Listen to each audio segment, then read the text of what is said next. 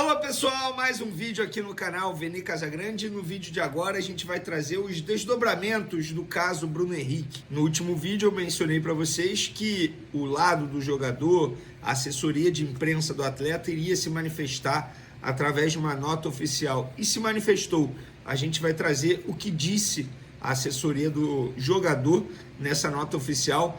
Vamos falar para vocês, torcedores do Flamengo, quais jogos o Bruno Henrique pode desfalcar o Flamengo, lembrando que ele teve uma punição de 12 jogos no STJD, num julgamento que durou mais de 8 horas na última quinta-feira. E tem também declarações do advogado do Flamengo, Michel Acef Filho, que defendeu o Bruno Henrique nessa audiência no STJD. E o que a FIFA pode fazer? A FIFA pode estender essa suspensão para jogos internacionais? A gente vai trazer isso para vocês também no vídeo de agora. Mas antes, gostaria de pedir para você se inscrever no canal, soltar o dedo no like, ativar a notificação, compartilhar o vídeo com geral, com todo mundo, para todo mundo conhecer o canal Vene Casagrande. Peço também para vocês hyparem o vídeo, isso é importante, tá? Tal como dar o like e se inscrever. Não deixe de se inscrever, porque a nossa meta está ali, logo ali, 400 mil inscritos, bem próximo. Estamos quase com 399 mil. Com a ajuda de vocês, a gente vai bater essa meta. Vamos para as informações. Antes de mais nada, lembrando, o Flamengo se reapresenta depois de alguns dias de folga. Jogou domingo, folgou segunda, terça, quarta e quinta. Sexta-feira se reapresenta, tem treino sexta, sábado e domingo, visando ao próximo duelo do Flamengo, que é diante do Juventude, no dia 14 de setembro, lá no Alfredo Jaconi, pelo Campeonato Brasileiro.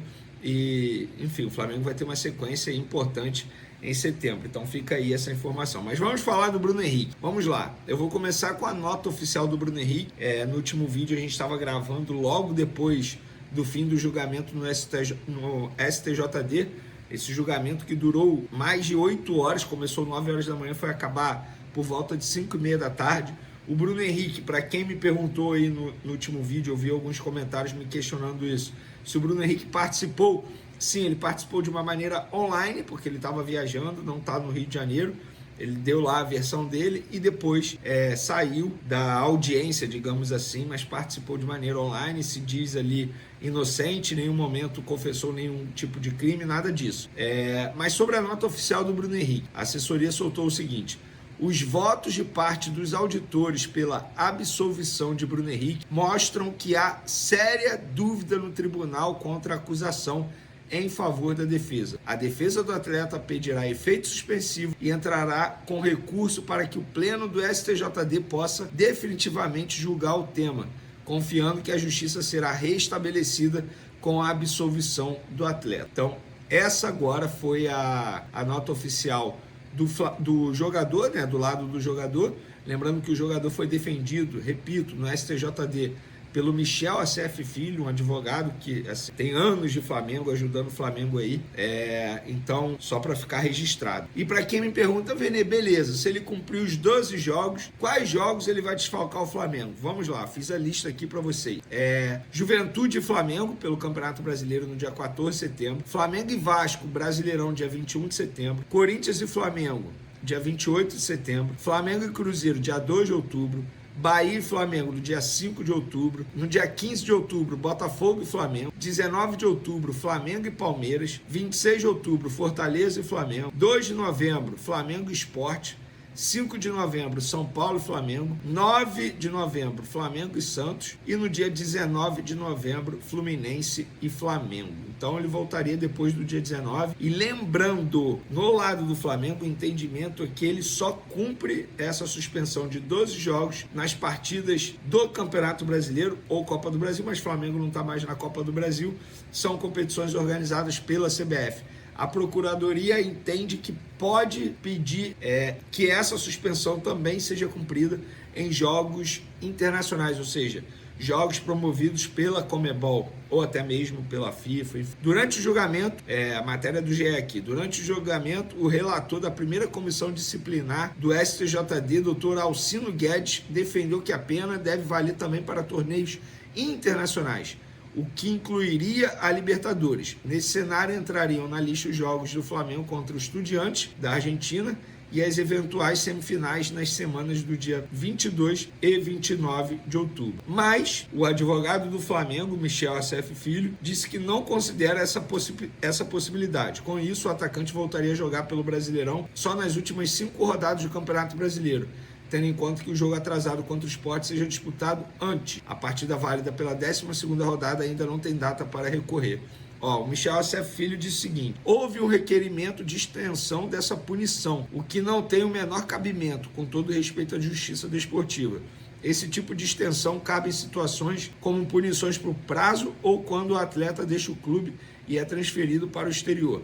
Não é o caso aqui, a punição por partida deve ser cumprida na mesma competição. Assim, estabelece o regulamento da modalidade. Então, tá aí a informação. E ele também disse o seguinte: o Código Brasileiro de Justiça Desportiva é muito claro que as penalidades por partida são cumpridas no próprio campeonato em que ela foi praticada. Nesse caso, é o Brasileirão. Não há a menor dúvida em relação a isso, apesar da solicitação. Inclusive, isso não foi colocado no resto do julgamento, apenas o relator que trouxe essa questão. E aí eu fui apurar em relação à FIFA.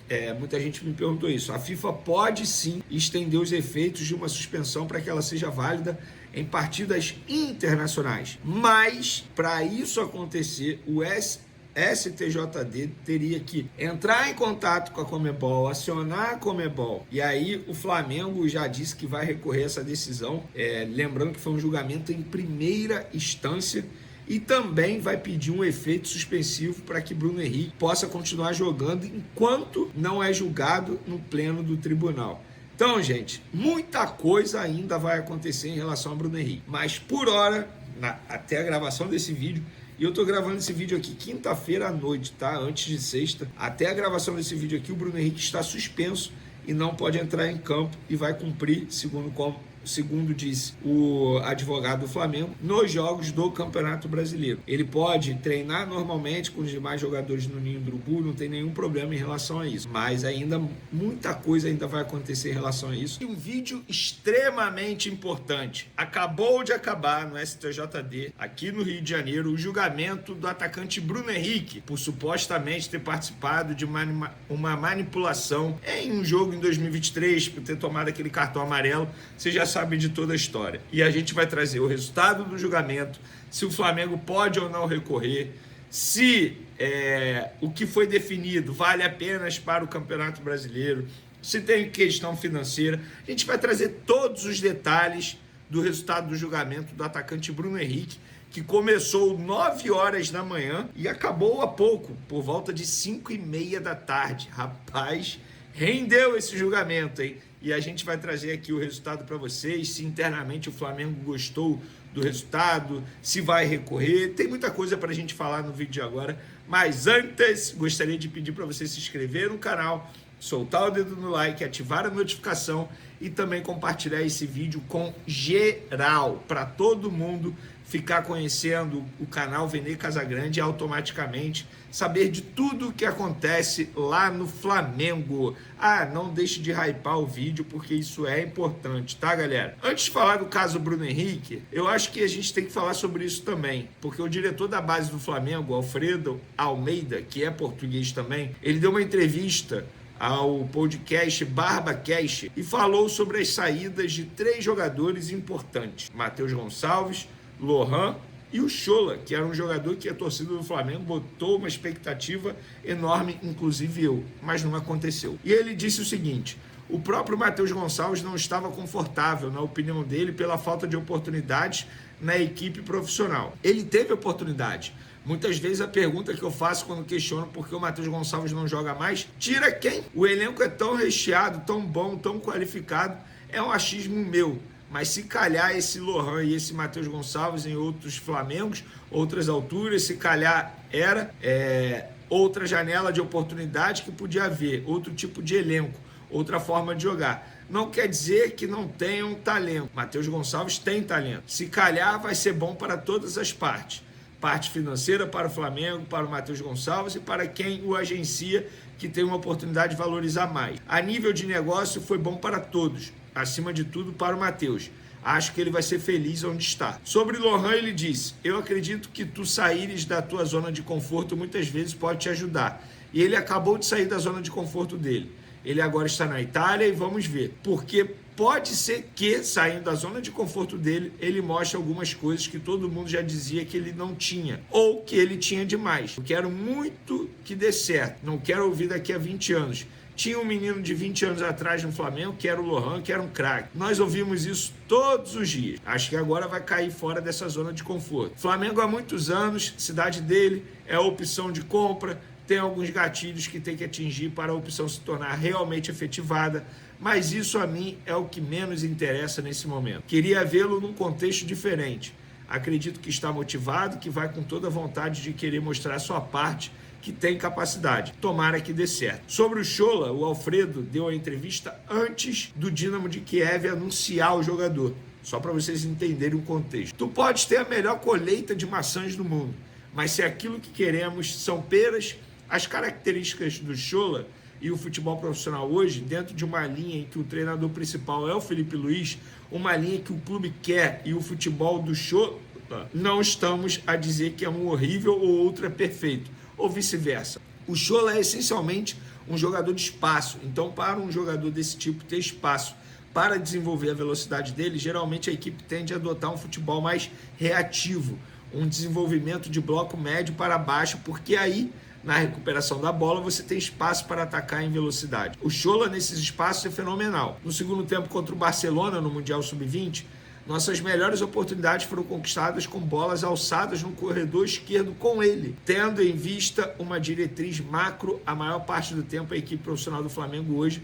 joga no campo do adversário, tendo que furar os bloqueios. Ali as características hoje em termos de ataque são jogadores que se dão melhor em espaços mais apertados, curtos, e isso o Flamengo está muito bem servido de jogador.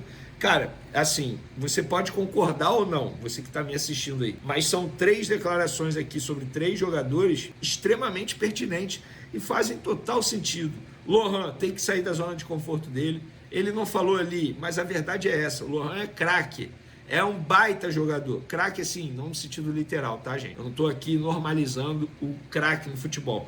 Joga muita bola. Bola nos pés joga muito. Mas falta vontade, tesão. O sair da zona de conforto. Para mim tá certíssimo o que disse o Alfredo Almeida. Agora vamos falar sobre o principal assunto do vídeo. Bruno Henrique, julgamento dele no STJD que durou muitas horas, começou 9 horas da manhã e acabou por volta de 5h30 da tarde e já temos o resultado. O julgamento decidiu o seguinte: suspensão por 12 jogos mais 60 mil em multa, 60 mil reais em multa. E o Bruno Henrique, ele foi absolvido no artigo 243, que fala em manipular e prejudicar uma equipe de forma deliberada. No entanto, por 4 votos a 1, os auditores decidiram que o atacante do Flamengo agiu de forma contrária à ética desportiva. Por isso ele foi condenado a 12 jogos de suspensão, além de multa de 60 mil reais. Aí já vão começar a me perguntar: cabe recurso? Cabe. Não só cabe, como está definido. O Flamengo vai recorrer à decisão do STJD,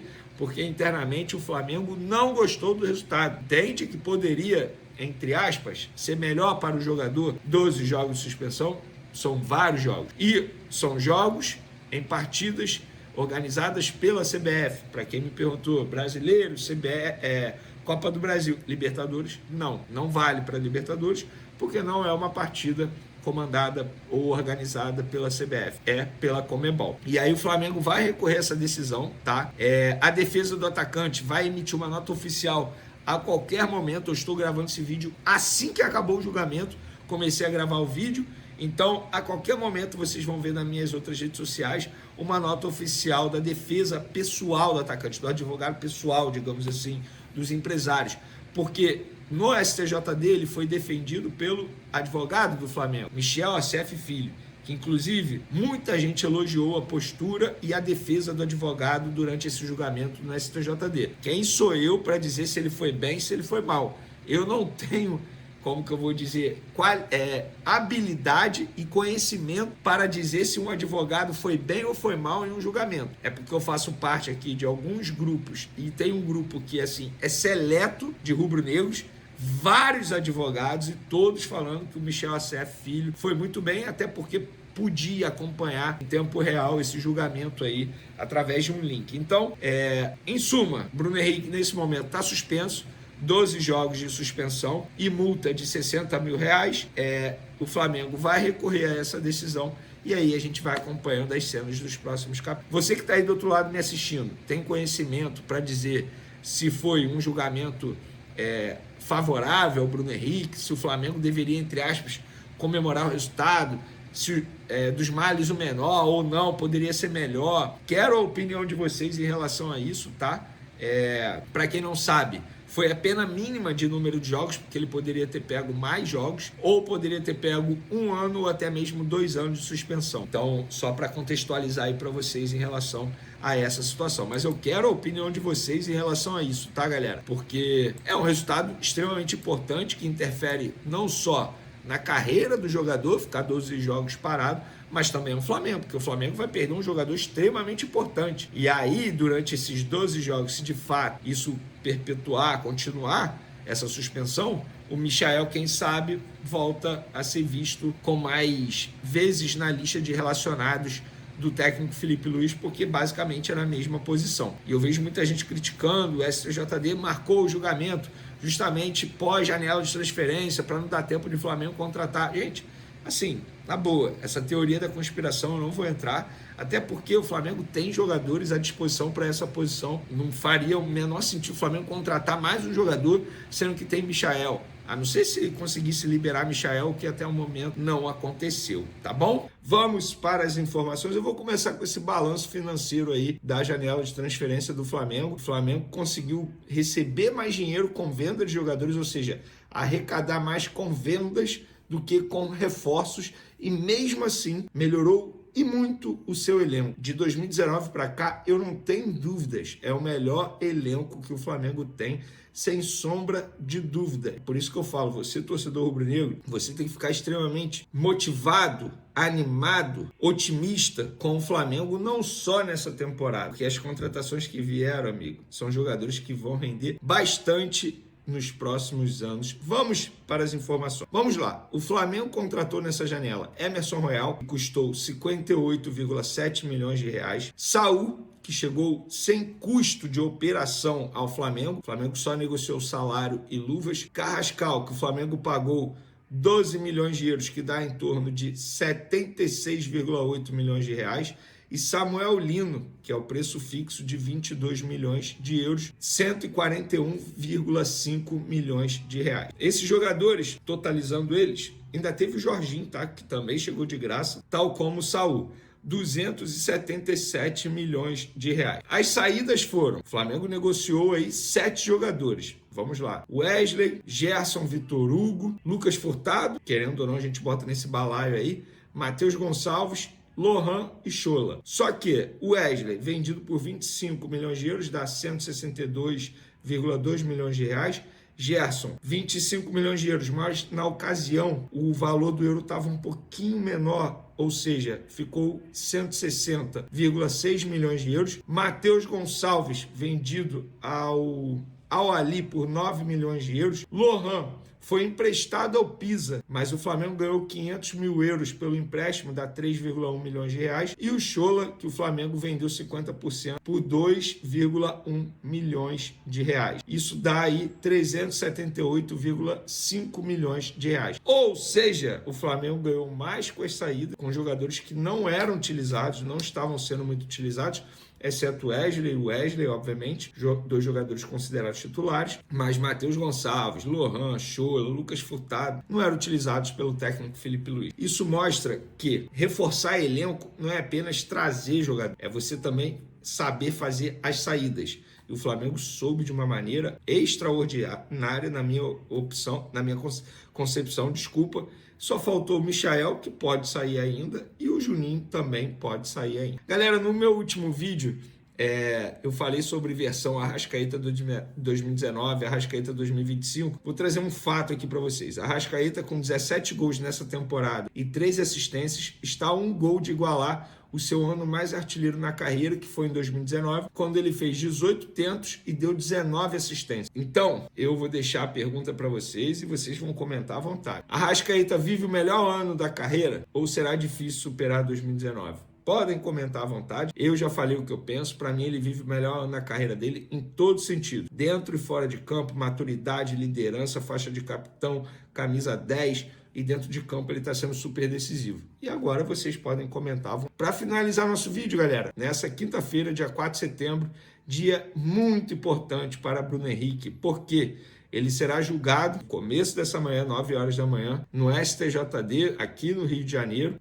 por supostamente ter forçado um cartão amarelo e beneficiar apostadores em 2023, naquele jogo contra o Santos, no estádio Mané Garrincha. Vamos lá. E ele pode ser punido. Ele foi denunciado pela Procuradoria do STJD em vários artigos, tá? Vários mesmo. E as penas acumuladas vão de suspensão de 360, ou seja, 1 ano, a 720 dias, 2 anos. E suspensão de 12 a 24 partidas e 3 multas de 100 a 100 mil reais. Então ele pode pegar 2 anos de suspensão, galera. Ou até 24 partidas. Gente, assim, é torcer para que isso não aconteça. Porque se isso acontecer, estamos falando de um Bruno Henrique já com uma certa idade avançada. E se ele ficar 2 anos parados, como vai ser o retorno desse jogador? Obviamente, não vai voltar muito bem. E se voltar, porque a gente não sabe qual vai ser a decisão, caso ele tome essa suspensão de 2 anos. Agora, o que me chama a atenção, e assim, sem juízo de valores, tá? Pelo amor de Deus, não estou aqui dizendo que o STJD está errado, mas me chama a atenção a agilidade para resolver a situação do Bruno Henrique e a falta de agilidade para resolver as pendências financeiras de clubes que devem outros clubes aqui no Brasil. É o caso do Atlético Mineiro devendo ao Cuiabá, do Internacional devendo ao Flamengo, do Santos devendo ao Cuiabá. E a CNRD, uma demora danada. O Flamengo entrou com uma ação contra o Internacional há 10 meses e até agora nada. Então assim, por que não é a mesma agilidade para resolver os dois casos? O Internacional acabou de vender um atacante, Wesley, por 54 milhões de reais. Por que a CBF não interfere, não se mexe e, entre aspas, obriga o clube a pagar uma dívida com outro clube, tendo em vista que a CNRD já julgou que o Internacional tem que pagar o Flamengo? Então fica aqui o questionamento para você. Tamo junto, galera. Torcer para que nada aconteça com o Bruno Henrique. E é isso. Antes de trazer essas informações que eu mencionei na minha introdução, eu quero trazer aqui, comentar um assunto que eu vejo a imprensa pouco falar, mas se fosse no Flamengo, o mundo estaria acabando. Era a pauta em todos os programas do Brasil. Olha o que aconteceu, gente. Botafogo vendeu o Cuiabano ao Nottingham Forest da Inglaterra. O time anunciou o jogador brasileiro, ele tirou foto, ele viajou, assinou o contrato, anúncio oficial nas redes sociais. Cuiabano na Inglaterra. Cuiabano postou 2 dias atrás, ou seja, hoje é quarta. Segunda-feira, o Cuiabano postou mensagem de despedida do Botafogo, dizendo: olha, isso não é uma despedida, é um até logo, tal, que um dia vai voltar. Cuiabano com a camisa do Nottingham Forest. Sabe o que aconteceu? Ele tá voltando para o Botafogo, só que por empréstimo. Gente, na boa, isso é um absurdo. Não existe uma outra palavra para definir essa situação, essa negociação,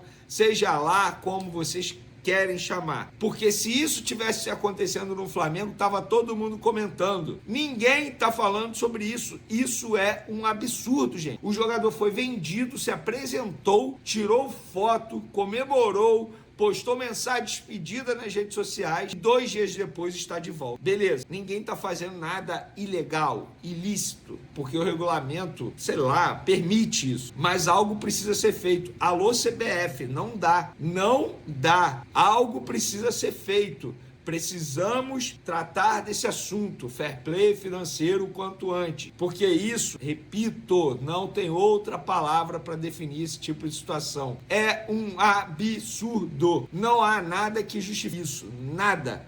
Parece até um teatro. Olha, vamos fazer o jogador viajar, tirar foto, ser anunciado e depois ele volta aqui pro Brasil para sempre. Pô, gente, é isso. Precisava falar porque eu tô vendo pouca gente comentar isso, porque é uma situação, no mínimo, constrangedora, né? Agora vamos falar de Flamengo, porque os amigos Flazoeiro e o perfil Fla Base, inclusive, fazem um grande trabalho no dia a dia aí da categoria de base do Flamengo.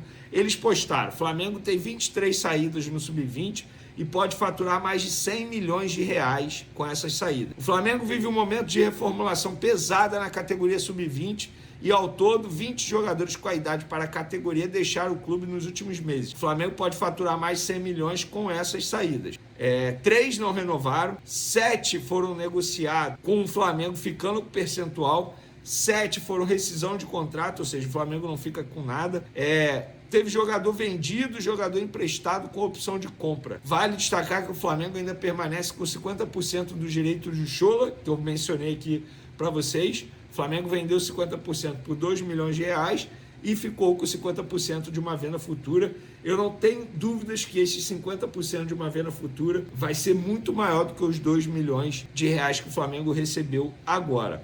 Ao todo, 23 atletas deixaram o sub-20 do Flamengo na atual reformulação. Hoje a categoria conta com 2 goleiros e 35 atletas de linha. A ideia é que no próximo ano o Flamengo tenha apenas um elenco sub-20, sem ter um sub-20B. Com a atual direção, 3 jogadores foram contratados para o sub-20. O volante Caio Júnior, ex-Juventude Vasco, o meia Bruno Xavier, chegou por empréstimo do Atlético, e o atacante Guilherme, ex-internacional. Eu lembro que quando essa gestão começou, uma das missões definidas internamente era reformular o sub-20 inteiro. Por quê?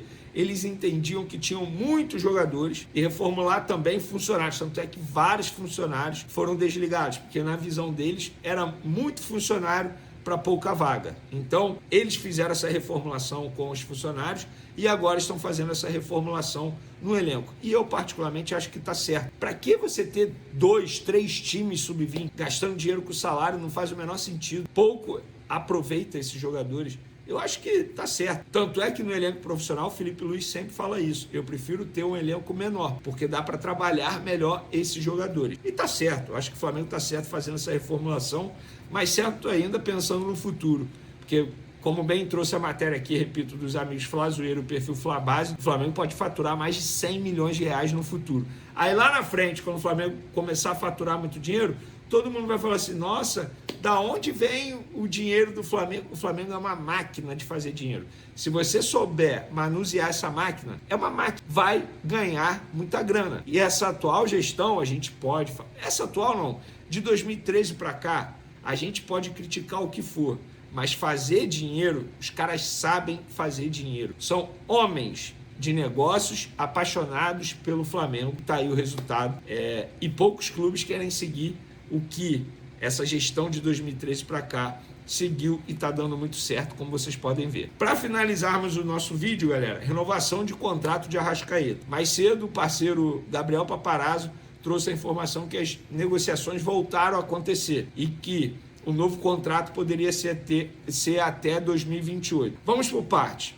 Para quem não sabe, o atual vínculo do Arrascaeta vai até dezembro de 2026, ou seja, até o fim do ano que vem. Nesse ano, o staff do jogador tentou renovar o contrato, conversando com o Flamengo, entre aspas, se oferecendo a renovar o contrato e pedindo a renovação novamente. O Flamengo falou, não, pés no chão, não vamos falar sobre isso agora. Dessa vez, com o Arrascaeta voando, o Flamengo pensou, analisou e falou, beleza, vamos conversar novamente sobre renovação de contrato, como bem trouxe o Paparazzo. E as conversas já começaram, mas pelo que eu apurei, as conversas começaram, deram a paradinha, por quê? Por conta da data FIFA. José Boto, que é o responsável por essa negociação, está em Portugal. E me relataram no Flamengo que ele só volta no dia 11. E essas conversas só terão continuidade após o retorno do José Boto de Portugal, durante essa data FIFA, e após o retorno do Arrascaeta da data FIFA, porque ele está servindo a seleção uruguaia, ele, Vinha e Varela. O De La Cruz não foi convocado dessa vez.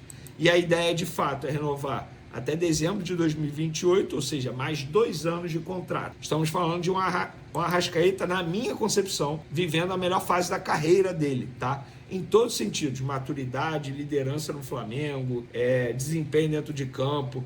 2019 ele voou, só que eu acho que hoje, em 2025, é um Arrascaeta mais completo. Muito bem fisicamente, tecnicamente nem precisa falar, sendo mais decisivo. Inclusive ele está a 1 gol de igualar a marca dele de gols em 2019, estamos em setembro ainda.